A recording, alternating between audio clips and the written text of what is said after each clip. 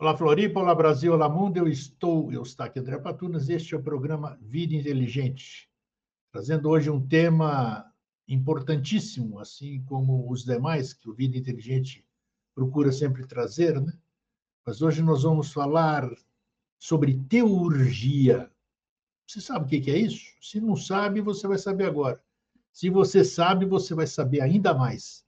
E para isso eu trago o amigo e irmão lá de Portugal, da terra lusitana, maravilhosa terra lusitana, Vítor Manuel Adrião. Como é que você está, Vítor? Tudo bem? Tudo bem, eu estou e consigo também? Então, enquanto a gente estiver com saúde, está tudo bem, né, Vítor? Então está tudo bem. Vítor, hoje eu quero explorar você bem assim. Eu quero começar já indo direto para o assunto, porque você, inclusive, você abriu, você inaugurou, você fundou a comunidade teúrgica portuguesa. Alguém fala, bom, comunidade eu sei o que é, portuguesa eu sei o que é, teúrgica, o que é teúrgica? Então, o que é, antes da gente falar de teurgia, vamos falar o que é a Sociedade Teúrgica Portuguesa e a que ela se propõe. O que foi que você, quando você a fundou em 1978, foi isso? 78? Sim. Então, Sim. qual era o seu propósito, você fundar uma comunidade teúrgica? E olha o nome que você usou, um nome muito comum, um nome para poucos, né, vamos dizer, porque não é um nome comum. Conta aí para nós. Em 1978, no verão de 1978, eu era o mais novo de um grupo de 12 pessoas que rumaram de Lisboa a Sagres, no Algarve, ao promontório de Sagres, e na noite de São João, por volta da meia-noite, realizou-se um ritual de fundação de um ciclo prestes a nascer. Este ciclo prestes a nascer e esse ritual que se realizou foi feito por essas 12 pessoas, das quais eu era o mais novo, no promontório de Sagres, no Algarve, Alagarden, o Jardim de Alá de Deus, e aconteceram uma série de factos. Para além do ritual, vieram pessoas de outros mundos, porque o promontório é oco, apareceram-nos saindo pela improbabilidade, mas saindo pela capela de Nossa Senhora da Virgem de Sagres, saíram pela porta, a porta abriu, saíram 3 personagens que falaram comigo e que falaram com os outros. E sugeriram a fundação da Comunidade Teúrgica Portuguesa. Eu já vou dizer o que é a teurgia. Sugeriram a Comunidade Teúrgica Portuguesa, ou melhor, sugeriram a fundação de uma organização que desse asa ou qualquer coisa, porque Comunidade e Teúrgica Portuguesa foi uma criação minha, porque desses 12 que eles disseram que me guarneciam, que me apoiavam, era gente de Espanha, era gente de Goa, Índia, portanto, era gente de França, era gente de Inglaterra, era gente da Alemanha, 12. O único dos portugueses desse grupo de 12, português era eu e mais um outro indivíduo, chamado, que eu dei-lhe o pseudónimo de Rosalvo Cruz. Rosalvo Cruz é Rosa na Cruz. É um pseudónimo, poderia dar-lhe um outro nome, mas esse ser que me apoiou e que me serviu de guia, tal Rosalvo Cruz, que é um acrónimo de Rosa na Cruz, esse indivíduo é muito mais evoluído do que eu. Eu era muito jovem mesmo, mas depois foi-me sugerido que eu avançasse já entre esses 12, que eu avançasse com uma associação. E eu fundei essa associação, essa comunidade teúrgica, teurgia, Theos Ergon, a obra de Deus, portuguesa, lusa, lusitana, lusos, assuras, os filhos da luz. Esses três personagens, um deles chamado Chama, outro chamado Eresto, outro chamado Eliser, ou Alizar, nunca soube pronunciar bem como era o nome, mas foi-me identificado por esse tal Rosalvo Cruz, pseudónimo. Esses seres vieram pela capela, e tal como vieram pela capela, os sinos da capela aparentemente tocaram sem ninguém tocar neles. Estou falando de coisas do outro mundo, do mundo de Gina. Por baixo do promontório, o promontório estava todo iluminado, porque o promontório é oco, é roto, é oco, parece um queijo, buracos de um queijo, e há uma passagem para o interior da terra pelo promontório.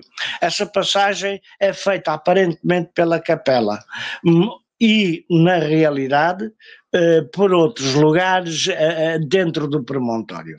Promontório que tem uma série de vestígios atlantes, etc., inclusive as sepulturas, com algumas das quais eu detetei e retirei algum material cerâmico e também de restos de ossadas humanas, anos mais tarde, ao longo da minha atividade académica, no promontório de Sagres.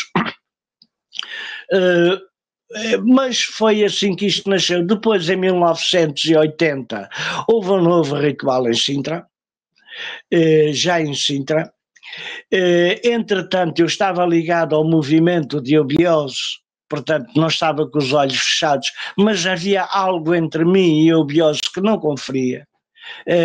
Um espiritualismo um tanto quanto primário, direi assim. Eu sou um prático. E aquilo que eu procurava eram os mestres, e encontrei-os. Fez-se um ritual na Serra de Sintra em 1982. 84 fundei a loja Aquedores de Portugal em Lisboa.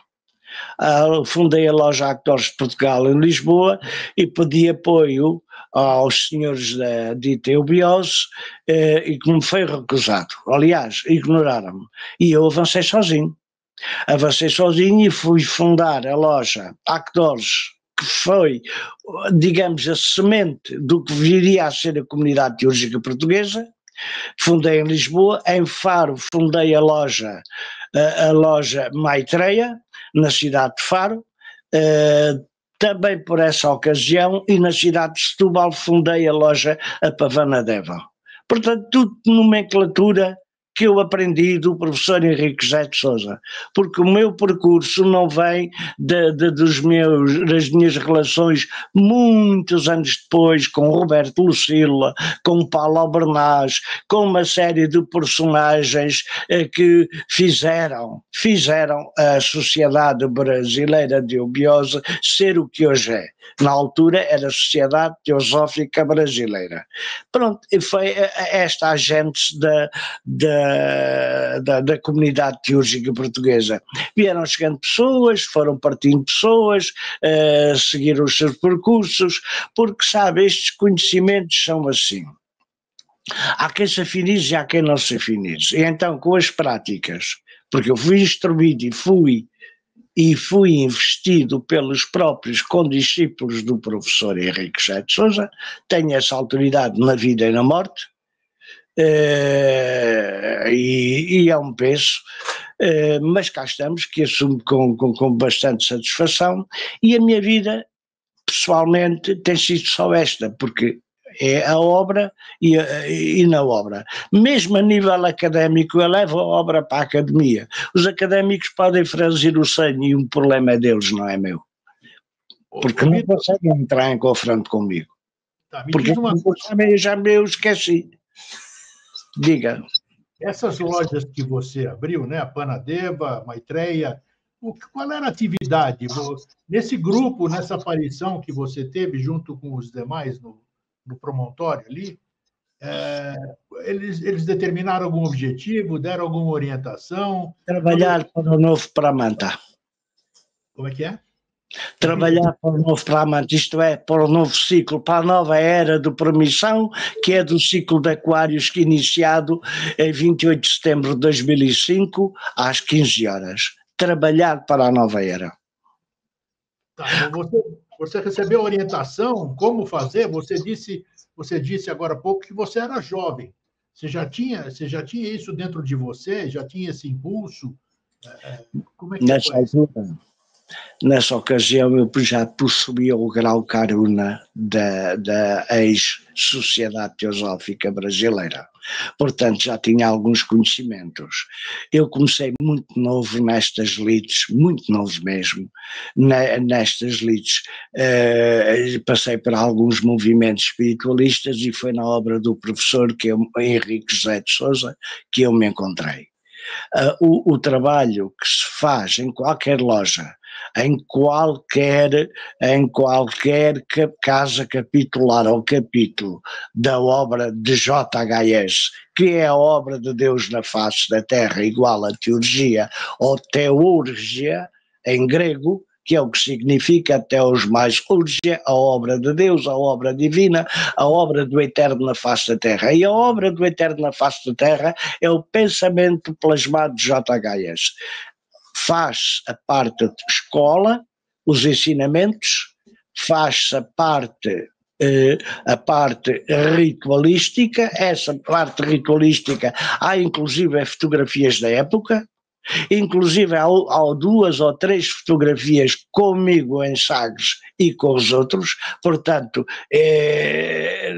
não dá para dizer que não aconteceu qualquer coisa, porque há provas, e isso não foi fotografado por mim, foi fotografado por alguém que estava presente, como a Kodak. Portanto foi por aí. Se o Eustáquio me colocar, até mas o Vítor Adrião tinha os conhecimentos que hoje possui, obviamente não, mas tinha vontade e tinha conhecimentos e quer teóricos quer práticos que iam além do comum e banal. Olha, de Sagres para Lisboa, eu comecei, quando cheguei a Lisboa, fiz um pequeno tarô que ninguém sabe. Olha, agora sabem os que estão aqui, o Martins e a Hilda. Isto foi efeitos, não sei se está a ver, consegue ver? Isto claro. são efeitos, foi um pequeno tarô que eu montei com lápis, uma coisa muito simples, que eu montei na ocasião. Foi uma consequência do que aconteceu em Sagres, e pus-me a cogitar sobre aquilo e fiz o pequeno tarô, as 22 lâminas. Portanto, já tinha conhecimentos. Eu mostrei isto só para mostrar que é uma coisa que foi feita nos anos 70, 80, 70, uma coisa feita nos anos 70, era muito jovem, mas já estava neste patamar. Coisas de vidas anteriores que vieram desembocar desta vida. E a obra prossegue, e tudo prossegue, e está tudo dentro dos conformes, mas queria dizer mais alguma coisa, Eustáquio? Sim, eu quero agora entrar mais para esclarecer mais sobre a teurgia. A obra do Eterno na face da terra, é assim que ela é conhecida assim pelas minhas pesquisas. A teurgia é uma magia divina. Então, eu gostaria que você explicasse, quem vai ler, quem lê alguma coisa assim, se pegar uma leitura, o que é a magia divina? Isso. O que é a obra de Deus na face da terra? Sabe? Então, qual é a fundamentação disso? Porque o ser humano, ele vive da fé dele, ele é movido pela fé dele, não interessa no que ele acredita, mas ele acredita em alguma coisa e ele alicerça a sua vontade, a sua vida em cima daquela fé. Então, quanto mais entendimento ele tiver sobre essa terminologia, vamos dizer, né, a teurgia, a obra de Deus na face da terra, você poderia esclarecer o que vem a ser isso para as pessoas leigas, vamos dizer, poderem adquirir um pouquinho mais de conhecimento? Quando se fala em obra de Deus na face da terra, Os jesuítas também têm a sua obra de Deus, mas é uma obra confessional. E tem o seu IHS, e é Zeus Salvatore Hominem. Ora, Jesus, Salvador dos homens, nós temos o JHS, Júpiter, Hermes, ou Mercúrio e Saturno, que é o Pai, o Filho e o Espírito Santo. É o céu, a terra do meio e a face da terra, que é a face da terra, que é o mundo de Duarte, que é a Agartha.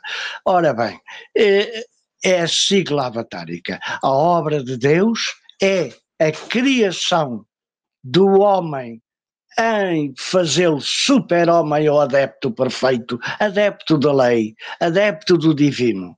E é a criação de um novo ciclo de humanidade, aquilo que os sábios orientais chamam novo Pramanta ou Pramanta. O Pramanta, que é feito, é o pau, é um Pramanta entre os sacerdotes brahmanes, são sacerdotes da religião hindu, é um pau que se esfrega num furo, numa base circular, para fazer o fogo sagrado. Chama-se isso o Pitis, o Aleph e o Shadu.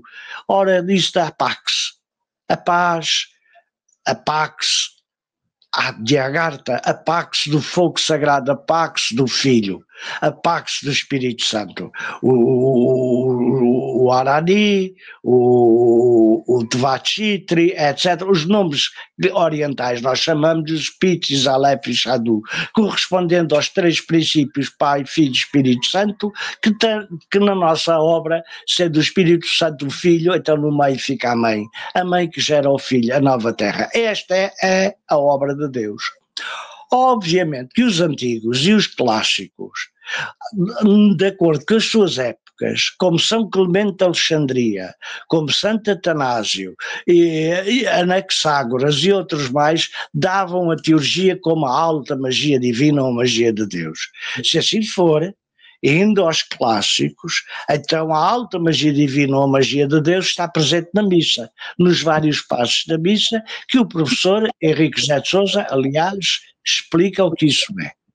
E discrimina sobre cada passo da missa. Está-me a ouvir bem? Estou a ouvir, estou atento aqui. Bom, e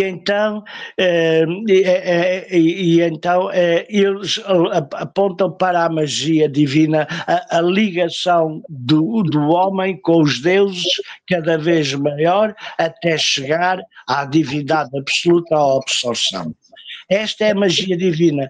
Magia é a ciência dos ritmos da natureza. Magos é grande, é sábio. Vem do persa mag. Mag é sábio, é grande. Portanto, tem que haver uma parte teórica e uma parte prática. Dentro da obra, como falámos atrás, a parte teórica é a teosofia.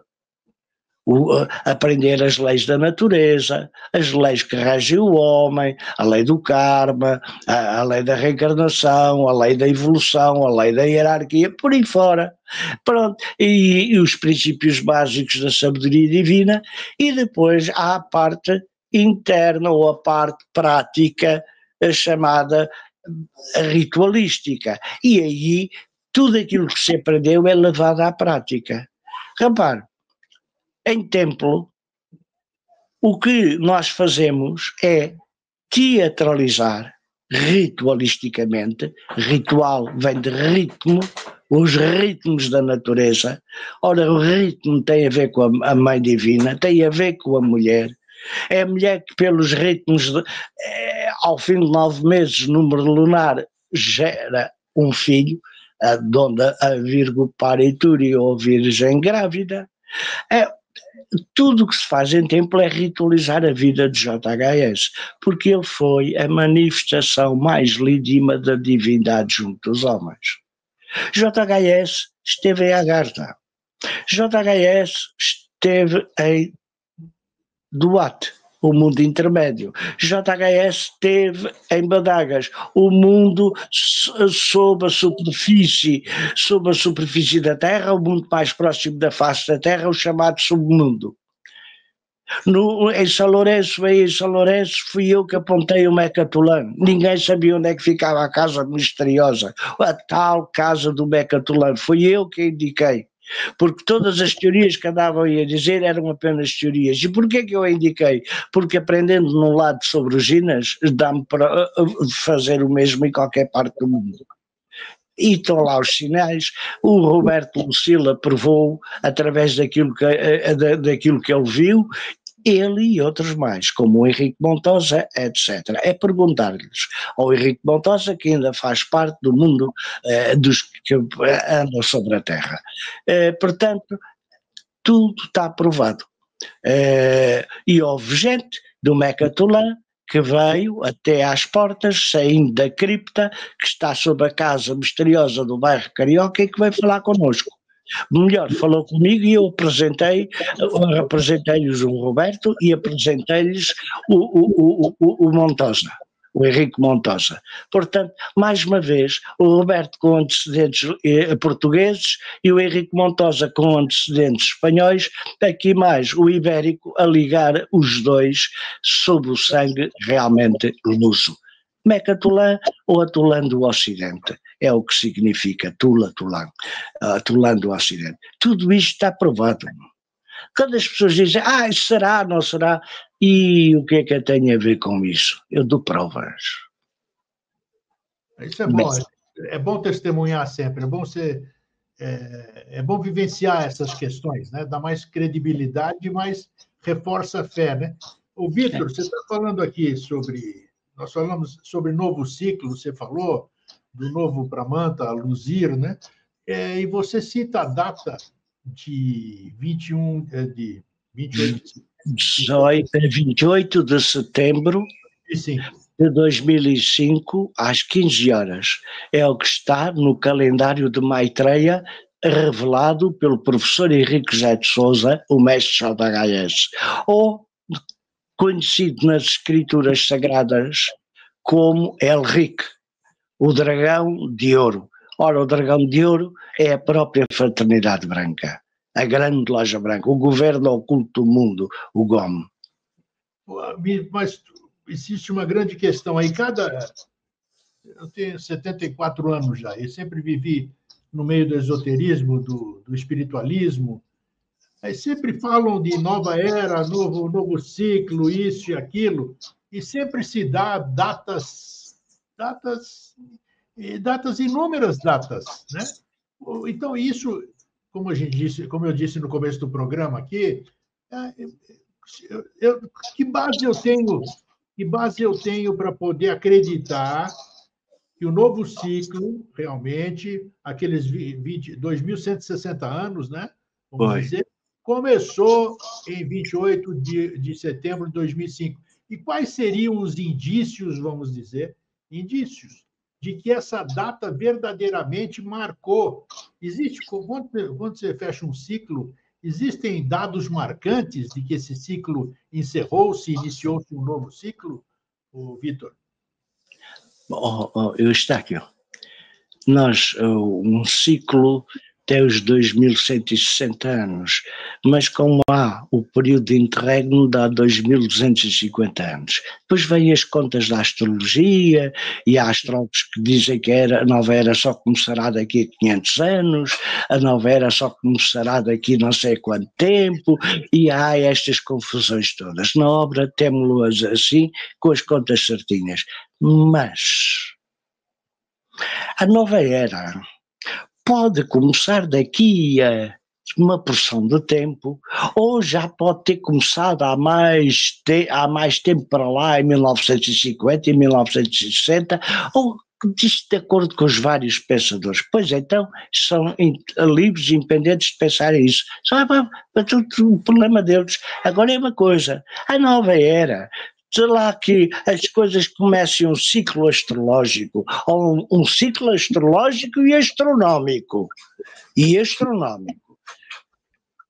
Que interessa isso se a nova era corresponde ao despertar da consciência? se corresponde a um desenvolvimento espiritual e neste interregno cíclico, neste período de transformação profunda, nós vimos tudo menos mera de paz, de fraternidade, de concórdia, de amor. Então isso é a depuração. É o homem que importa de começarem as coisas zodiacalmente e não começarem consciencialmente. Leva o seu tempo. Ora, este período de nova era começa lá no ano de começar, mesmo para nós as contas estejam certas, e são os fatores externos, que são os que contam menos. A nova era é sobretudo uma era de consciência, e isto leva o seu tempo. Bem, podemos entrar em Aquários, porque como me dizia muita gente, quando chegamos a Aquários é tudo cristalino, os palácios de cristais, as crianças índigo, etc. Está-se a ver, isto está aqui um rico serviço. Não, é o despertar da consciência, onde é que o homem se quer realmente integrar um período áureo. Mas esse período áureo de pujança material e espiritual é feito pelo próprio. Faço por ti e eu te ajudarei, eu superior. Pois sim, mas tem que fazer por si. Portanto, o despertar espiritual não acompanha obrigatoriamente um início de um novo ciclo zodiacal. Por isso, olha, a maioria ainda está na idade do ferro, na idade da Kali Yuga, a idade sombria, a idade do materialismo, a idade das dúvidas, em que todos são muito sábios tirando os grilos que têm na cabeça. Isto vai com calma. Pode ser que a nova era, o seu despontar espiritual, aconteça em cada um individualmente, hoje, amanhã, daqui a 10 mil anos, etc., porque a evolução é de cada um e está de acordo com a lei do livre-arbítrio. Agora vamos fazendo as coisas naturalmente. É como a manifestação de um avatar. Um avatar ou uma manifestação da divindade em forma humana no seio da humanidade, como um Krishna, como um Buda, como um Cristo e Buda, Buda e Cristo. Ora bem, o Cristo aparece entre os homens, e o que é que aconteceu? Foi crucificado, mas dizem que a presença de um avatar entre os homens torna a Terra mais espiritual. Sim, mas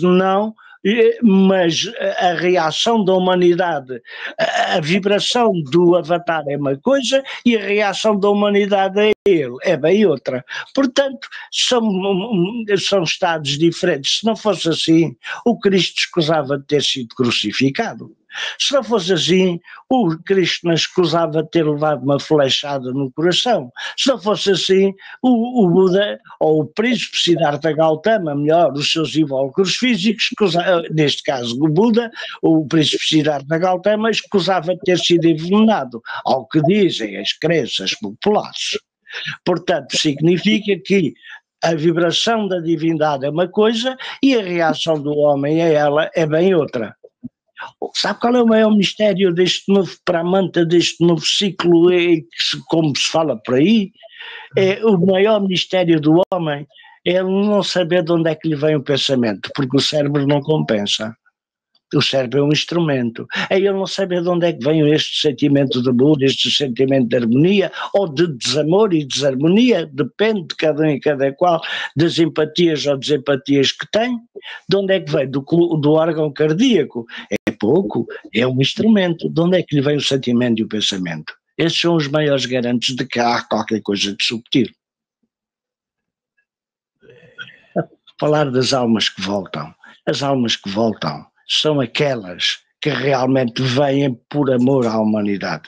E já são bastante evoluídas, porque quando elas desencarnam, por norma, no comum da humanidade, elas fazem 30 por uma linha para nunca mais voltar a este vale de dores e lágrimas que é a Terra. Upa, cavalgar para bem longe, que isto aqui não é fácil. Portanto, como é que é? Há muita confusão. A espiritualidade e o espírito não é o que as noções de cada um e cada qual põem ou pressupõem, é o que é em si mesmo. A nova era começará no homem quando o homem se unir ao Cristo. O que Maitreya vem, isto e aquilo outro, pois vem, certamente vem, quando o homem o despertar em si. Como é que é o Maitreya? É o Cristo universal, é a divindade. Vem quando o homem o despertar em si, porque senão, como não despertou em si, aparecem aí uma série de falsos profetas e messias, todos são Maitreyas. Eu, pessoalmente, conheço uma série de Maitreyas. Conheço uma série de Virgens Marias. Elas Marias são virgens, já duvido. Mas pronto, tirando isso, está-se bem. Agora, quer-se dizer, Maitreyas, pois, e o Cristo? É isto. É isto, Eustáquio. Nós tivemos civilizações que nos precederam, né? Recentemente eu estava fazendo pesquisa aprofundada no Egito, a civilização egípcia, e depois nós tivemos os Atlantes, e nós tínhamos como é que se diz? Eram civilizações especiais, tanto é que marcaram para as civilizações futuras. Ninguém esquece a civilização egípcia, ninguém esquece, apesar de acharem que é mito, né? Atlântida, ninguém esquece a Atlântida, todo mundo cita Atlântida, o que era Atlântida, como era Atlântida. Qual é a explicação que você me dá, aproveitando essa nossa conversa, de civilização egípcia era uma civilização super adiantada, a meu ver, super adiantada. Nós não descobrimos nada sobre a civilização egípcia ainda. Tudo está oculto, a meu ver. Depois tivemos Atlântida, que disseram que afundou, que era isso, que era aquilo e tal. Mas era uma civilização também super diferenciada. Foram épocas diferentes, com seus momentos. E por que não vingou? Não vingou é um termo brasileiro, isso vingou, por que não deu certo, né? Por que não deu certo a continuação da sapiência egípcia, de tudo aquilo que se vivia? Eles faziam trepanação, eles faziam coisas fabulosas, né? Tinham medicina, fantástica. Os Atlantes também, segundo histórias que a gente lê de diversas fontes que batem uma com a outra, também era fabuloso. Onde foi esse conhecimento, Vitor? Você que é professor de História e Filosofia, Egito e Atlântida, onde é que está? Onde é que está esse legado? Uhum. O legado manteve-se sempre. A raça Atlante, a de Kucha, ou a raça vermelha, segundo as escrituras védicas, a raça Atlante correspondeu, em termos antropológicos, ao final do período terciário e começo do quaternário. A raça Atlante deu florescimento à raça semita, que foi a sexta sub-raça, a quinta ou a sexta sub-raça atlante. A raça semita atlante deu origem àqueles que vieram a ser os egípcios. O Egito começa na Atlântida e sobrevive na raça atual, a raça de Kraunka ou Ária, ou dos ários, ariana. Portanto, há dois períodos. A raça atual, a raça mãe atual, a quinta raça mãe, os egípcios vão aparecer das dinastias Ptolomaica e outras. O saber que eles herdaram dos sábios de Atlantes, guardaram-nos em si.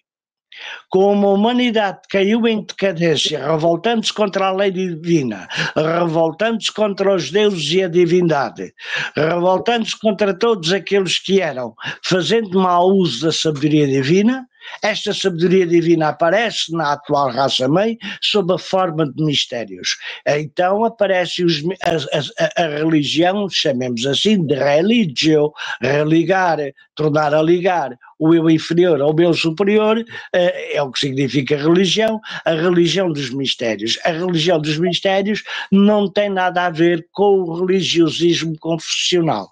Isso há o religiosismo confessional islâmico, cristão, hindu, etc. Isso são as religiões dos simples ou pobres de espírito.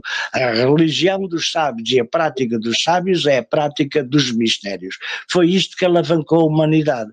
A sabedoria divina mantém-se viva, não está em alcance de cada um, para que não se faça mau uso, para que não se faça mau uso da sabedoria divina, para que não se faça mau uso dos conhecimentos superiores, levando a humanidade a uma degradação. Sem dúvida que os atlantes, segundo as várias fontes, sem ir para a arqueologia fantástica e fantasiosa, com as mais audazes teorias que desafiam a imaginação de cada um, é preciso saber diferenciar as coisas. Sem dúvida conheciam a força nuclear da Terra, o poder nuclear. Hoje em dia, o homem, através do Einstein, o Einstein chegou às suas conclusões sobre a circulatura do universo e a teoria do espaço-tempo, etc., após ler a Cosmogênese, o volume 1 da doutrina secreta da Blavatsky. E ele depois ficou-se a cogitar nestas coisas e chegou, juntou-as com outros fatores empíricos e chegou à teoria da relatividade. Da relatividade do espaço e tempo, a curvatura, essa coisa toda. E outra, o Oppenheimer, etc., desenvolveram o assunto e acabaram criando a bomba atómica. Para que é que serviu descobrir a energia nuclear se foi só para destruir povos? O professor opôs-se tanto. Ora, suponhamos que nós passamos alguns conhecimentos práticos, estes conhecimentos práticos são levados à academia e são experimentados em laboratório. Suponhamos que isto funciona, ou que como a humanidade está, com nova era ou sem nova era, mais próximo do reino animal, pelo menos em afinidade do que do reino espiritual, em desafinidade, sem dúvida que seria só usada para mal usada. É por isso que a Blavatsky avisou sempre nesse sentido: cuidado com o conhecimento que dais. O Bacon, já no século XVII, dizia o mesmo, o Francis Bacon, o Campanella também dizia o mesmo. Todos os grandes iniciados que este mundo vieram, todos avisaram que a coisa tem que ser dada e doseada, porque o homem tem tendência para servir-se de uma ciência superior para fins inferiores, e isso pode perigar a humanidade. Eu fui buscar o exemplo do nuclear, que é o mais óbvio. Temos o caso realmente. A sabedoria não está perdida, a sabedoria está ocultada. Oculta, quando se fala em sabedoria oculta dos mundos internos, espirituais, etc., e também ocultada nas grandes bibliotecas do interior da Terra, de que falam todos, pelo menos desde Christian Rosenkreuz no século XIV até hoje. Todos falam a cidade de Cristianópolis, a cidade de Christian, como dizia o João Valentim André, que foi o porta-voz da ordem do Colégio dos Invisíveis, isto é, dos Rosa Cruz, ou os adeptos perfeitos, os grandes Mahatmas de Blavatsky, os grandes sábios do Ocidente, os superiores incógnitos, eles doseiam uma coisa, por isso há iniciações, por isso há graus de ensinamento, por isso há um apuramento interior, moral e intelectual, para que o homem não resvale com estes conhecimentos para a animalidade e a destruição de si mesmo. A sabedoria não está perdida, está ocultada.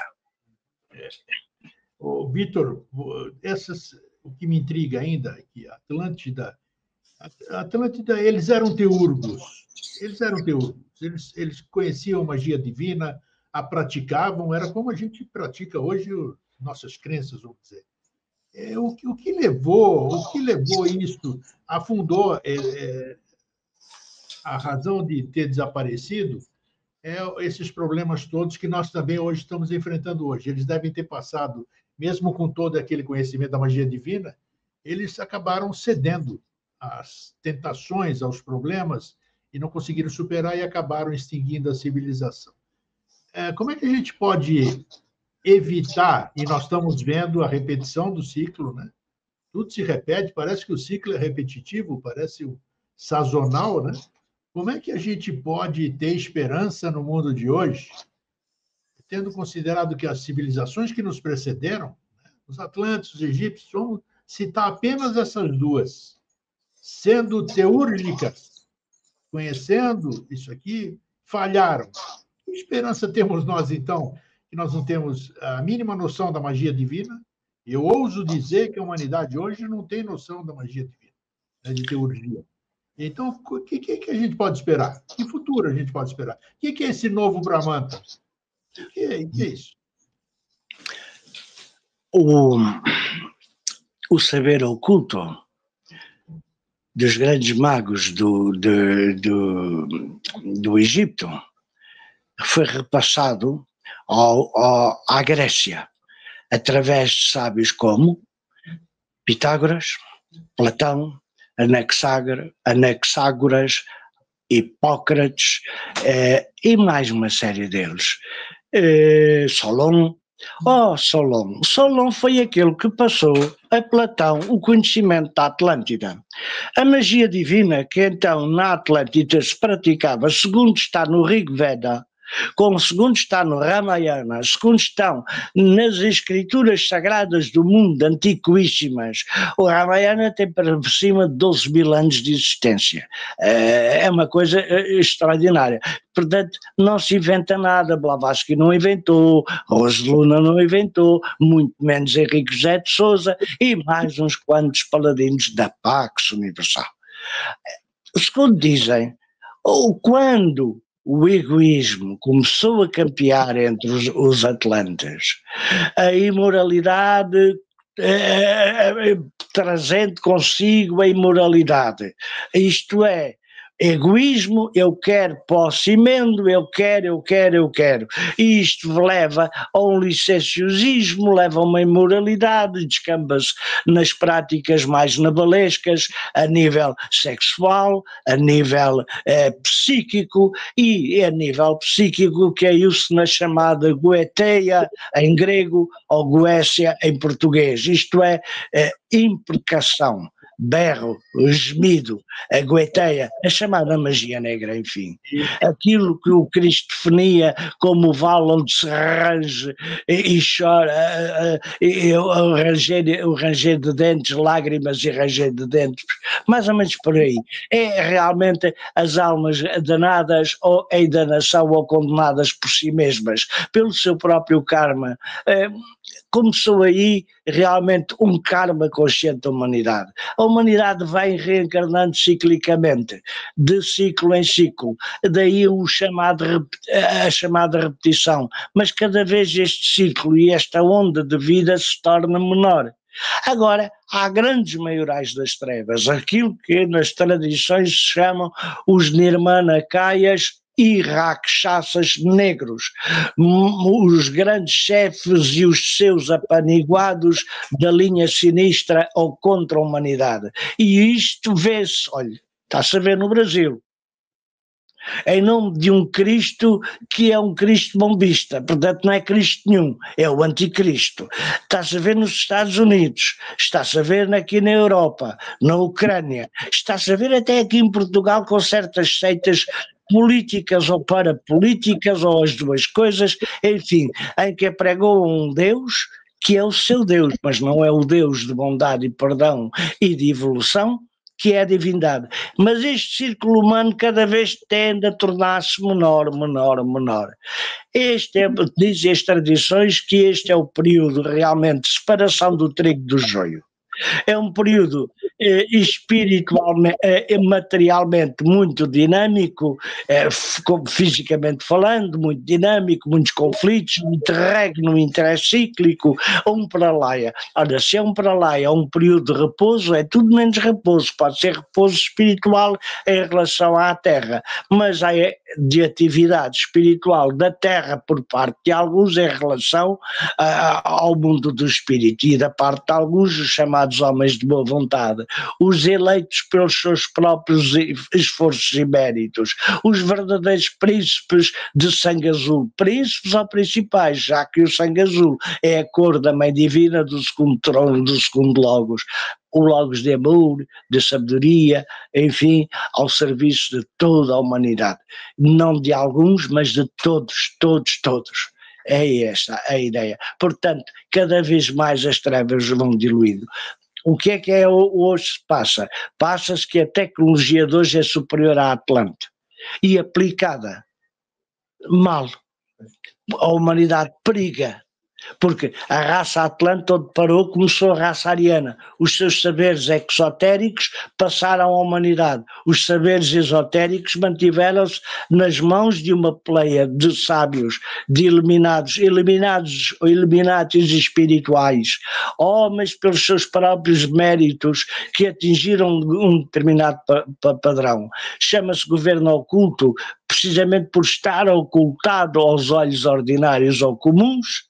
Mesmo que sejam seres físicos, mantêm-se na descrição os chamados encapuçados, enfim, aqueles que vão guiando a humanidade para que realmente, neste estado em que se está, ela não se extinga a si mesma. A linha negra quer arrebentar com o globo de por onde der, mas a linha branca quer fazer com que o globo evolua, nem que seja com a humanidade de pernas para o ar. E nesse eu me incluo. Eu não aceito, não acredito, não posso, não quero acreditar na destruição da humanidade, agora neste período crítico que atravessamos, em que não é água, nem é peixe, é um período de transição. Mas é também o período de separação do trigo do joio. Já dizia o Cristo nos Atos Apóstolos: não temais, quando ouvirdes sinais de guerras e falsos profetas falando em meu nome, não temeis, eu estou convosco.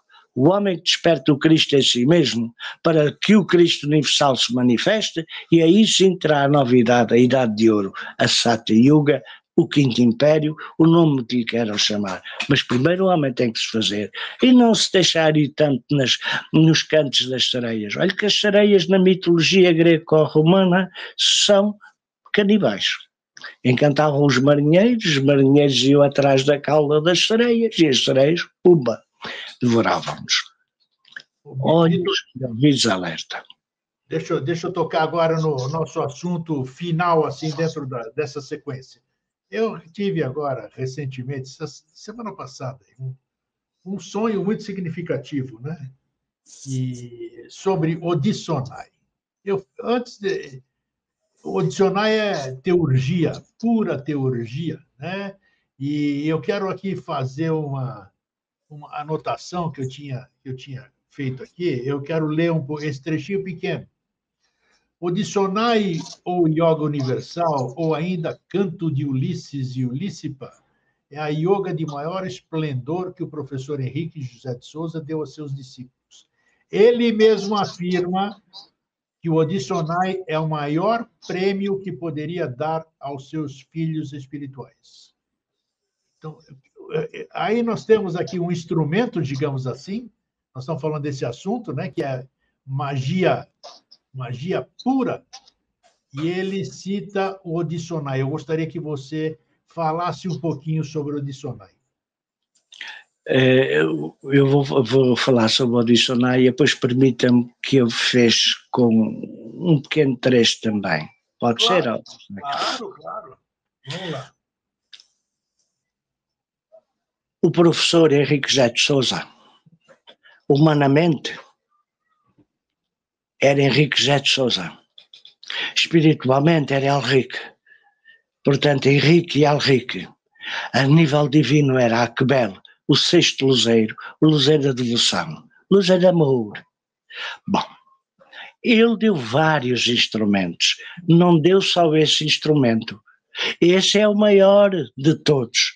Ele deu a Yoga Universal Sintética, que é a primeira parte do Odisonai que ele separou, por isso chamou-lhe Sintética, e a seguir dá o Odisonai, que é todo ritualizado, teatralizado, reproduzindo a mecânica do universo, até com os Gébios, Henrique e Helena, Ulisses e Ulicipa, a Akbel e a Lamirá, se tocando na quarta linha, a linha andrógena, a dos andrógenos alados, que é assim que o homem do futuro será, quando passar do estado cérebro ou espinhal ao estado endócrino da humanidade futura.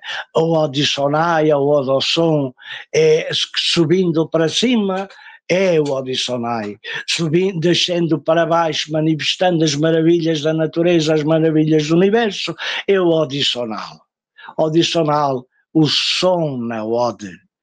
Odisonal, o som na ode, Odisonai, a ode no som. É realmente a maior riqueza que é esta manifestação da divindade na forma do brasileiro. O que é o Brasil? É a terra do fogo sagrado, Ani. Está bom, está em São Paulo, na chama da independência, é simbólico. O Ani é mais que a chama da independência, é o fogo universal, é a Actalaia, a alma flamejante do universo. E isto reproduz-se no Odisonai nas 7 linhas. A luz de Deus, a luz absoluta, o nome de Deus Yodevawed, a sentença de Deus, a balança de ouro com um prato de ouro e de prata em perfeito equilíbrio. A vontade de Deus, onde se encontram, cumpra-se a tua vontade, voluntatis tua. A realização de Deus é a realização do homem, para que Deus se torne mais Deus e o homem mais homem, a caminho da absorção um no outro. A expansão de Deus, a dilatação, como amor, como sabedoria, como glória, a glória sem par. O trono de Deus. O trono de Deus é a terra, é o corpo, o vaso físico, corpo já eucaristificado. Eis aqui a manifestação do Odisonai. E depois a subida, o encontro, o espaço sem limites, e não é espaço com limites, onde os 7 atributos se cumprem de volta ao absoluto. A energia que aqui se despende, os bijams, as sementes, que é o que significa bijam, semente, cumpra-se, é semente, literalmente. As sementes que se pronunciam, 49 sementes, 49 bijams, cada uma tem uma vibração em cada um dos planos do universo, desde o plano divino, o plano monádico, o plano espiritual, o plano intuicional, o plano mental, o plano astral, o plano físico, e tudo isto repercute de tal maneira que é uma verdadeira alquimia, ou uma química divina de transformação, que leva à superação e finalmente à metástase com o divino. Esta é a maior das yogas que existe à face da Terra. São necessárias 111 pessoas, contando com os participantes, com os intervenientes no ritual e contando com os tributários, que são aqueles que montam guarda ao templo, direi assim, é mais que isso, contando com os meninos que cantam aos 4 marajás, etc.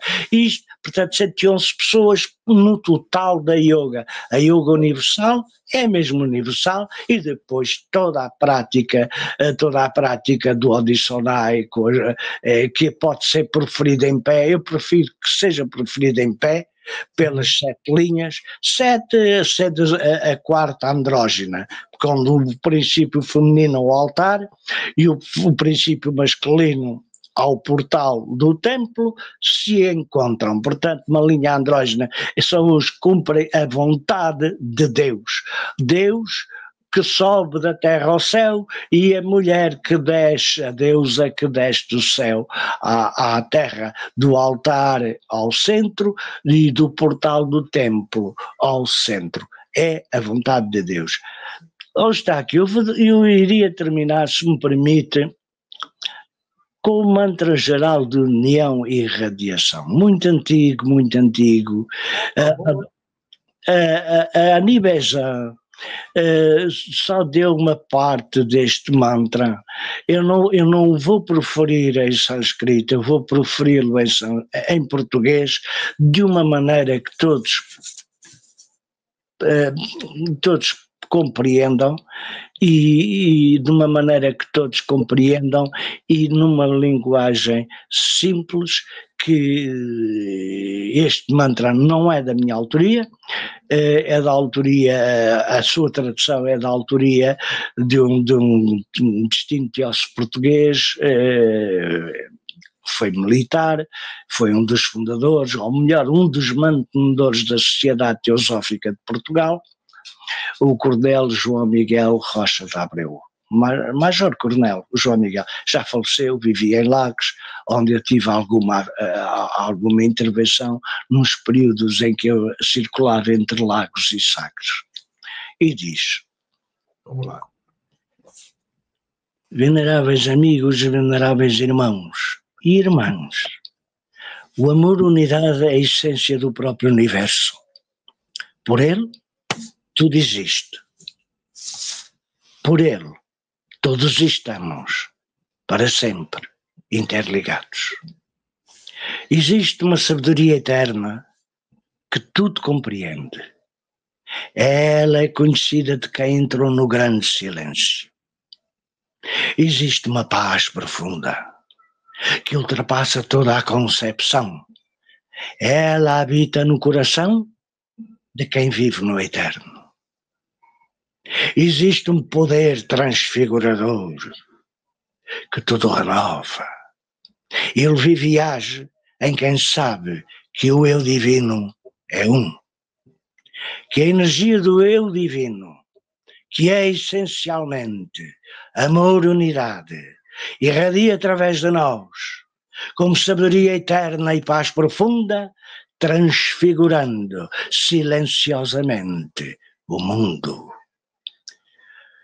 Ó vida oculta vibrando em cada átomo, ó amor oculto, ó luz oculta brilhando em cada ser, ó amor oculto abraçando tudo numa unidade, que cada um de nós compreenda que é um contigo, sinta que é um com todos os seres e viva para servir a humanidade.